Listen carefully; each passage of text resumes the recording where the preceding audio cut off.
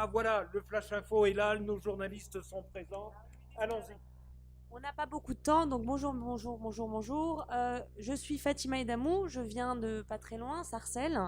Sarcelles qui est une ville du 95. Et donc là, vous êtes dans le haut, dans le 9-3, capitale du rap, et pour une semaine, capitale de la justice climatique. Donc bienvenue dans notre émission qui s'appelle Urgence Justice climatique, des réponses citoyennes. Bienvenue à Ruby Tobias.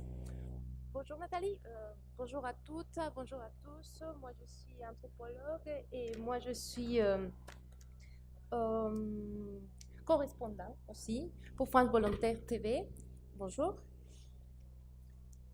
Et Nathalie Bernal. Bonjour, je suis correspondante pour la Colombie. Je suis spécialisée en sécurité internationale et droits de l'homme. Et... Merci d'être là. Alors, nos deux correspondantes vont nous parler à la fois de la Colombie et également du Mexique et vont nous donner un éclairage un peu plus sur les réponses citoyennes face à ce défi auquel on doit faire face, notamment la justice climatique. Alors, tout simplement, d'abord pour commencer, le président colombien était à Paris, enfin au Bourget très récemment. Qu'est-ce qu'il a dit? Le président Juan Manuel Santos, il a réitéré l'engagement de la Colombie pour protéger le climat. Il a dit qu'il protégera 7 millions de nouveaux hectares en les déclarant des parcs et des réserves naturelles. Et il a aussi ressorti l'importance de la paix pour construire ensemble un futur pour le climat. Ah, c'est très curieux, Fatima, parce que le président Enrique Peña Nieto, notre présidente, il a fait la même déclaration.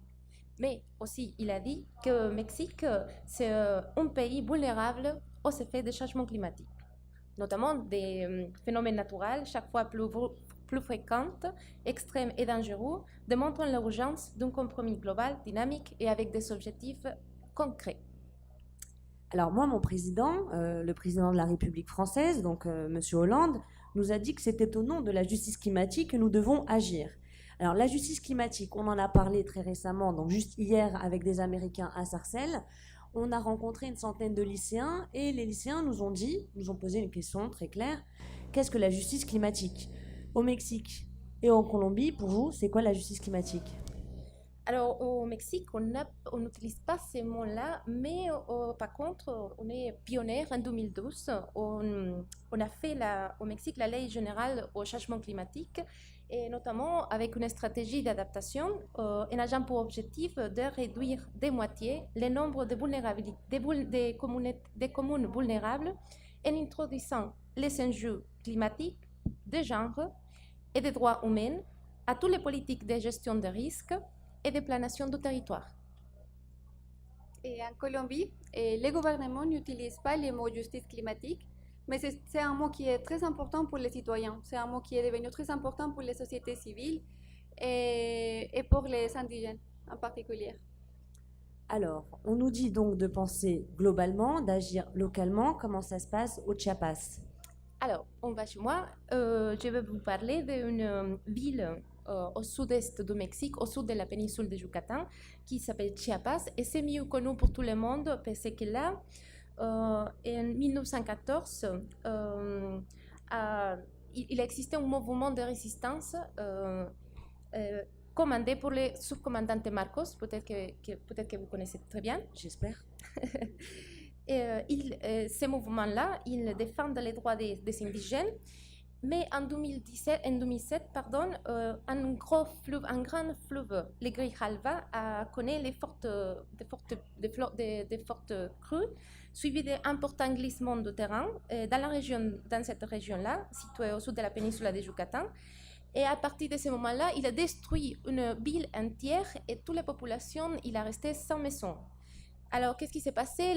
Le gouvernement de Chiapas, il a regroupé dans son centre urbanisé la population vivant dispersée dans des petites communautés marginalisées. Le gouvernement de Chiapas considère que la principale cause de pauvreté est la dispersion de la population dans un état qui se trouve au second rang en matière de marginalisation au niveau national. Le fait que les communautés rurales soient éloignées des centres de population plus importantes complique leur accès aux services de base comme l'électricité, l'eau, l'éducation ou la santé. Ainsi, ces programmes concentrent une population qui peut être affectée au changement climatique. Alors, juste pour nos auditeurs là, ici présents, au Chiapas, qui habite là-bas? Là-bas habite 27% de la population indigène du pays. Alors, c'est un pays très riche en ressources naturelles. Aussi, 20% des ressources de tous les pays, ils se trouvent au Chiapas. Alors, en Colombie, donc on nous a présenté Carthagène. Monsieur Raymond nous a dit d'y aller en vacances. Qu'est-ce qui se passe? Et Carthagène, comme M. Montezuma l'a dit, c'est un cas très important et très particulier. Et 25% de la population est jeune. Les 25% de la population a entre 14 ans et 25 ans. Et c'est aussi l'une des villes les plus touristiques de la Colombie, dont les touristes sont aussi importants quand on veut planifier et faire des stratégies pour protéger l'environnement. Et il y a aussi des problèmes d'inégalité. Donc, ce sont les plus pauvres, les personnes qui sont les plus touchées pour les changements climatiques. Et c'est intéressant parce qu'en 2007, un groupe de jeunes étudiantes se sont réunis et essayons de faire une déclaration qui va devenir en 2009 la déclaration des gens pour les changements climatiques.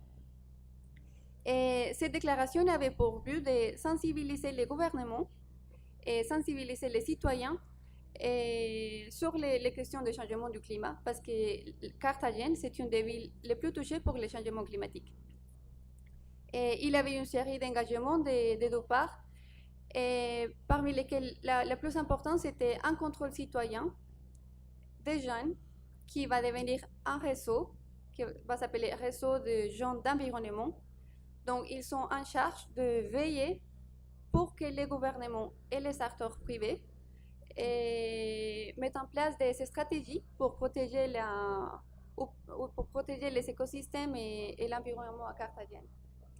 Alors, donc les jeunes se mobilisent à Carthagène. Les femmes au Chiapas, comment ça se passe? Alors, c'est intéressant que tu touches ces sujets-là parce qu'on trouve que les femmes ils sont les plus affectées aux impacts du changement climatique. Notamment au Chiapas, ils sont les femmes qui cherchent l'eau. Ils sont les femmes qui sont chargées des personnes âgées, des enfants. Ils sont les femmes qui cherchent les bois aussi. Mais surtout, ils sont les femmes qui font à manger. Ils transportent traditionnellement les maïs. Le maïs, c'est la base de l'alimentation de tous les Mexicains. Ce maïs, ces transformations, ça se fait autour d'un grand fourgon. C'est une poêle chauffée avec du bois. Et se réunissent dans la cuisine, les femmes, toute la famille, tous les matins, et ensemble évoquent les rêves de la nuit dernière, qui décryptés sont comme un guide pour l'action. Or, les maisons standards qui ne sont pas dotées d'un tel fourgon, ça implique une rupture radicale avec les modes de reproduction et les modes de reproduction culturelle et sociale des populations indigènes. Donc, on parlait de justice climatique, de justice sociale. Les femmes font partie des personnes les plus vulnérables. Les jeunes se mobilisent également. Est-ce que tu peux nous parler, Nathalie ou Ruby, est-ce que vous pouvez nous parler de ce que vous disiez là, tout à l'heure? Ça vient du gouvernement vers la population. Exactement. Et Fatima, je crois qu'il est indispensable de reconnaître l'apport différencié des femmes et des hommes, et des enfants notamment, dans la production de savoirs vernaculaires, voire un savoir autochtone, qui permettra de répondre de façon adaptée au changement climatique. Et là, on est face à une logique bottom-up, et c'est ça que je voudrais mettre en relief face à les logiques qui se font normalement, qui sont avec une logique top-down. Et à Carthagène, par contre, c'est intéressant parce que c'était déjà une politique de bottom-up. Ce sont les jeunes citoyens qui se sont engagés à protéger le climat et l'environnement. C'était un réseau qui est né à Carthagène, mais en fait, le ministère de l'Environnement a trouvé cette idée tellement importante qu'elle a pris comme partie de ces politiques. Donc, le réseau qui est né à Carthagène a commencé à se dupliquer dans d'autres villes avec des contextes climatiques différents, parce que, comme vous voyez, la Colombie est un pays très divers au niveau du climat. Et donc, ce sont des réseaux qui travaillent de manière différente, qui sont des réseaux qui viennent des jeunes, des bottom, et qui essayent de trouver des stratégies différentes afin de protéger l'environnement. Merci. Donc, un mot pour la fin.